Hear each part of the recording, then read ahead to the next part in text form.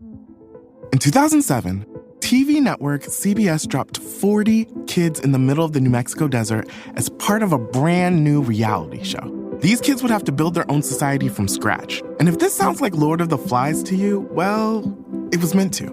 We were on this mission together, and we were going to prove to the world that we could make a better society than adults could.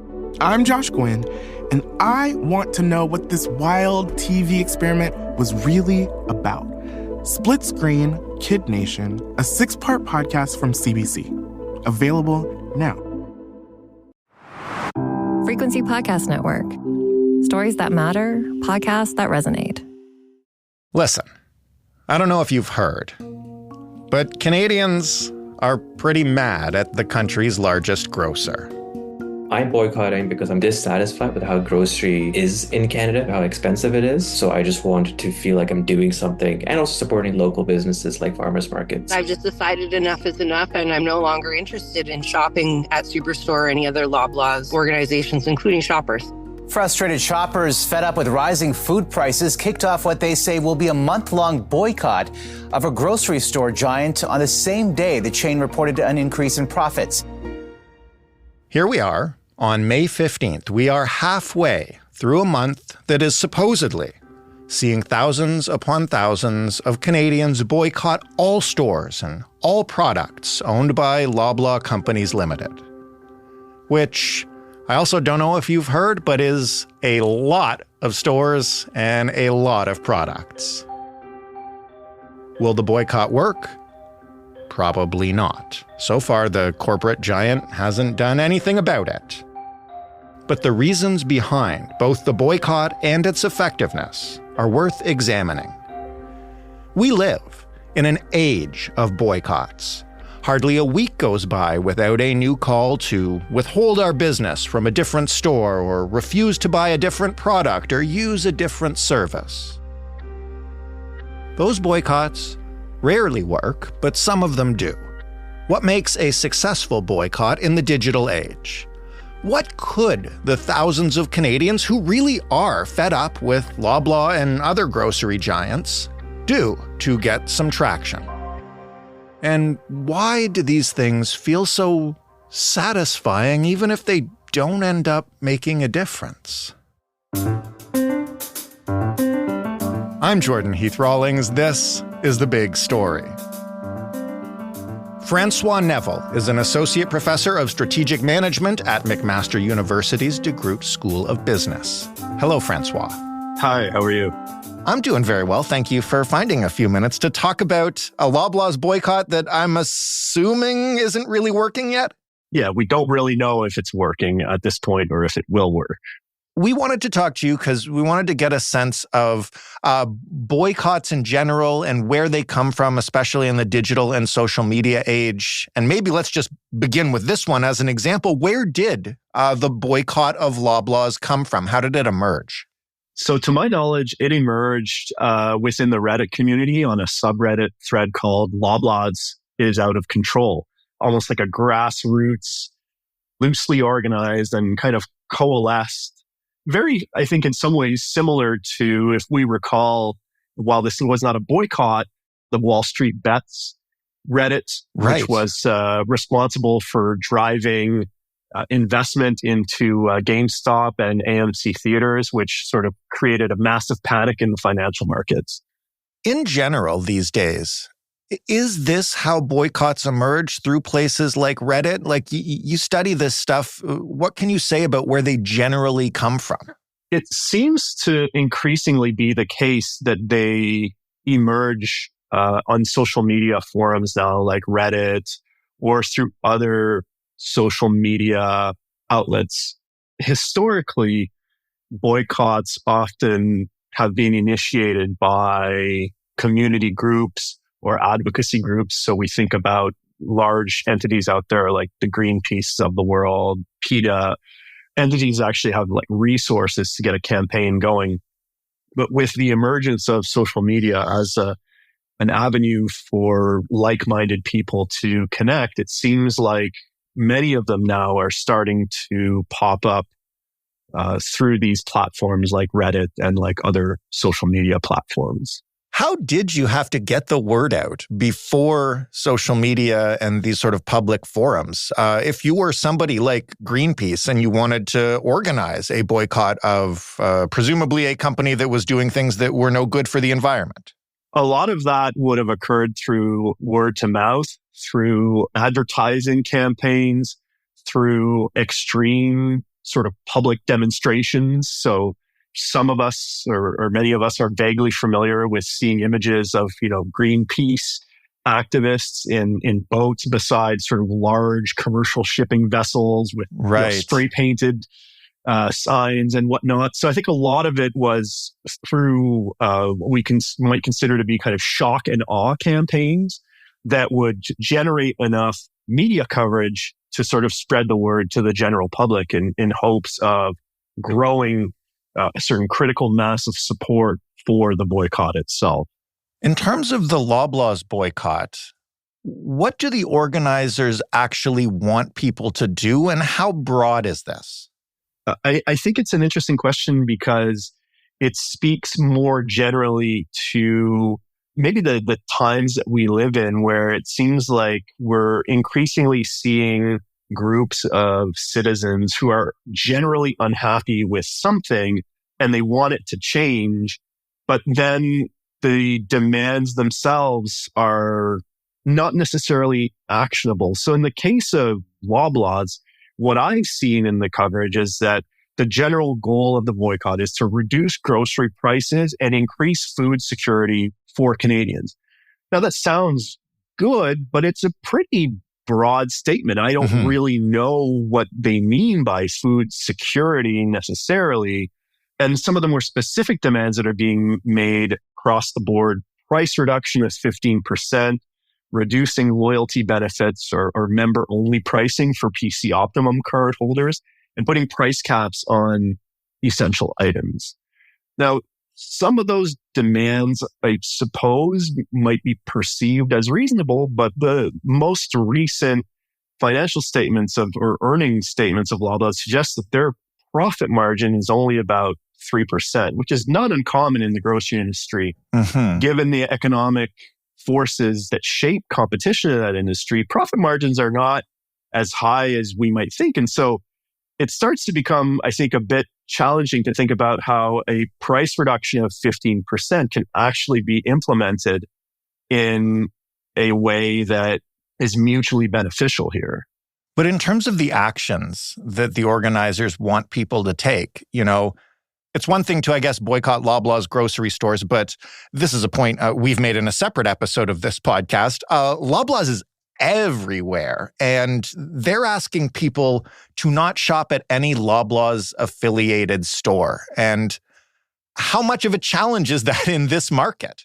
That's a fantastic point. And I think that when it comes to this boycott, there's a couple of different layers that I think are going to make it challenging for it to continue or to gain momentum. Generally, boycotts require some modification of the consumer behavior. And with groceries in particular, we're thinking about a very habitual behavior, one that is largely driven by convenience. Think about the average person. Does that person want to drive further to get to a different grocery store? Do they want to have to learn a new store layout?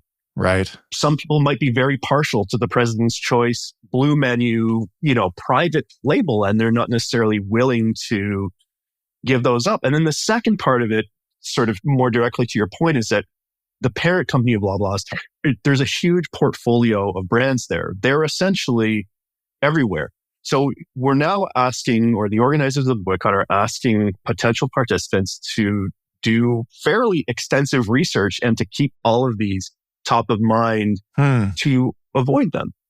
And when we look at the different companies that are sort of under this umbrella, we also find some low cost players, no frills, I believe. So if the argument is that Loblaw's is charging, exorbitant prices, but you're also asking boycott participants not to shop at no frills, which would be, I think, the logical alternative for a lot of people who are trying to be mindful of their finances, it starts to get a little bit sort of muddy, if you will.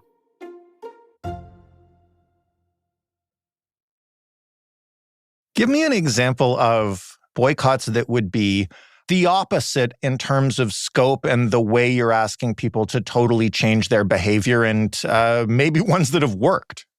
Yeah, so one recent example that comes to mind is the boycott of Anheuser-Busch and Bud Light, which was organized in response to Dylan Mulvaney being featured in their promotional campaign. Right. Now, what made that one a little bit easier? Well, if we think about the purchasing patterns around Bud Light or Budweiser, there are numerous competitors that are fairly similar in terms of quality and price that are readily available on the shelves right next to Bud Light and Budweiser.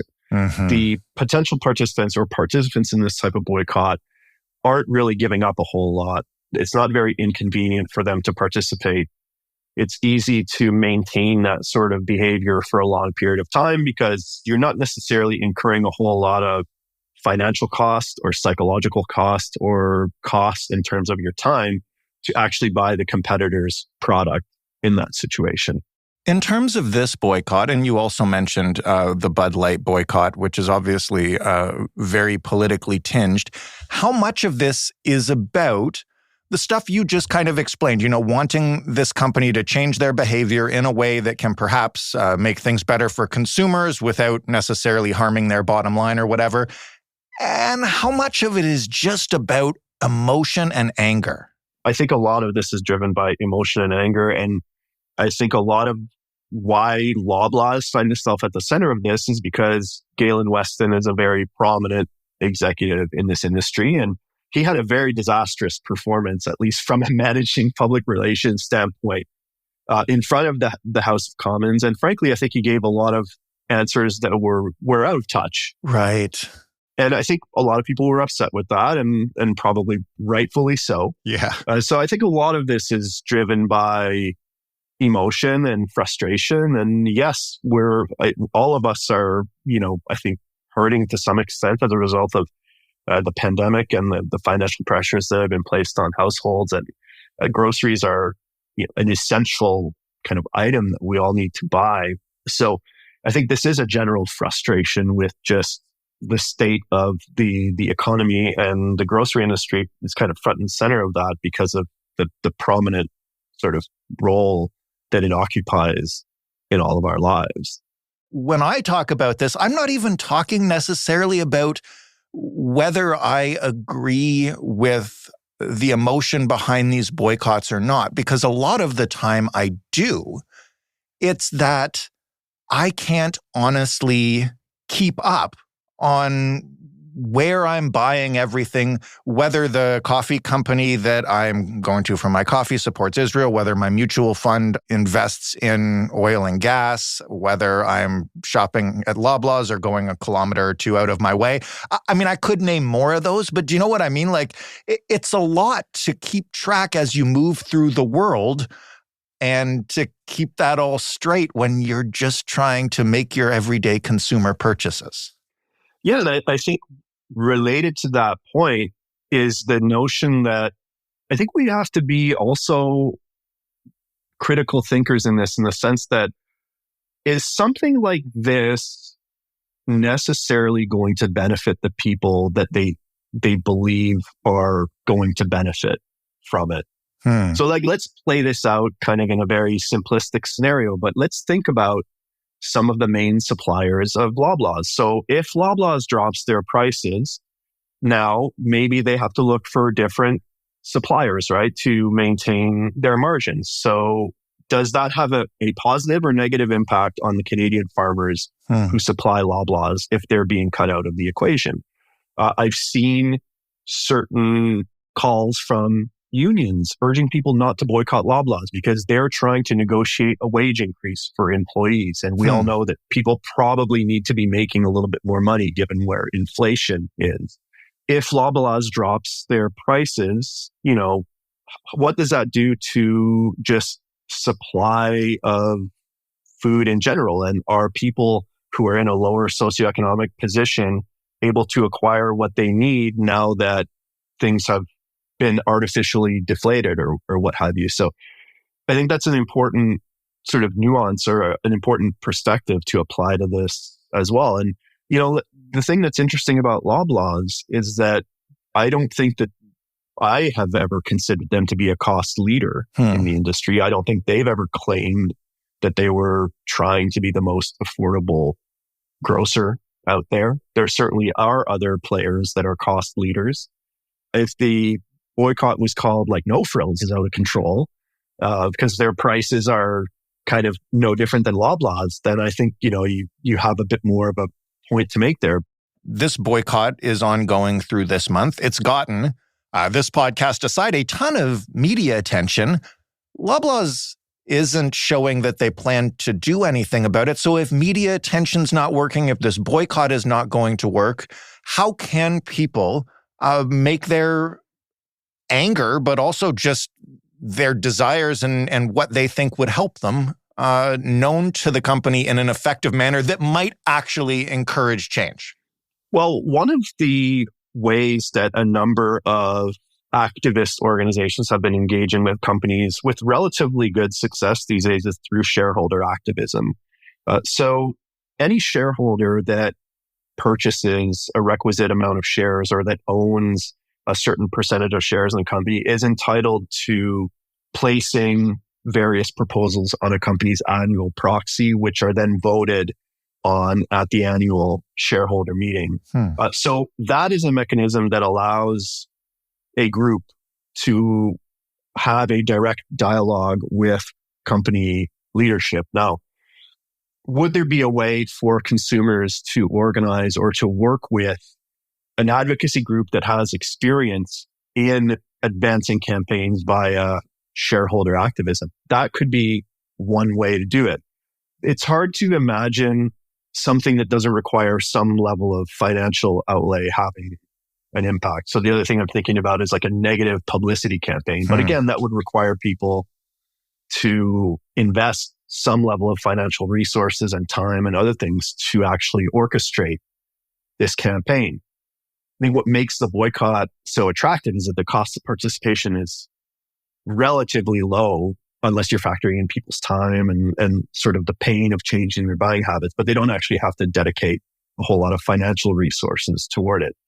The strategies that might be more effective are probably going to require a little bit more of a financial commitment from people, which is sort of counterproductive if we're all struggling a little bit financially. And the point of this campaign is to try and get Loblaws to change in a way that coincides with those struggles. This is a really important conversation. I think there are legitimate questions to be asked around the topics of corporate greed and whether the grocery industry in particular is one industry that we have to take a close look at to make sure that the everyday Canadian or the everyday consumer is able to afford groceries. But at the same time, I think it's important to take a very measured perspective on this and think about how this type of change can be achieved in a way that the majority of people will truly be better off.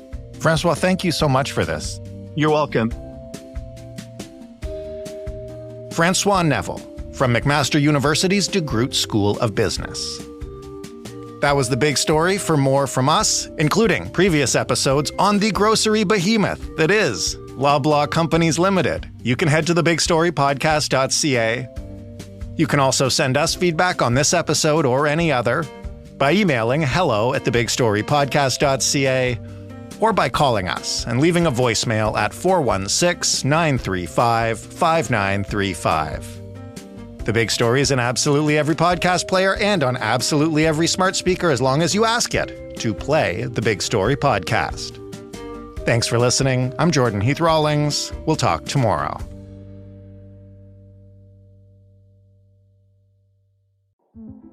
In 2007, TV network CBS dropped 40 kids in the middle of the New Mexico desert as part of a brand new reality show. These kids would have to build their own society from scratch. And if this sounds like Lord of the Flies to you, well, it was meant to. We were on this mission together, and we were going to prove to the world that we could make a better society than adults could. I'm Josh Gwynn, and I want to know what this wild TV experiment was really about. Split Screen, Kid Nation, a 6-part podcast from CBC. Available now.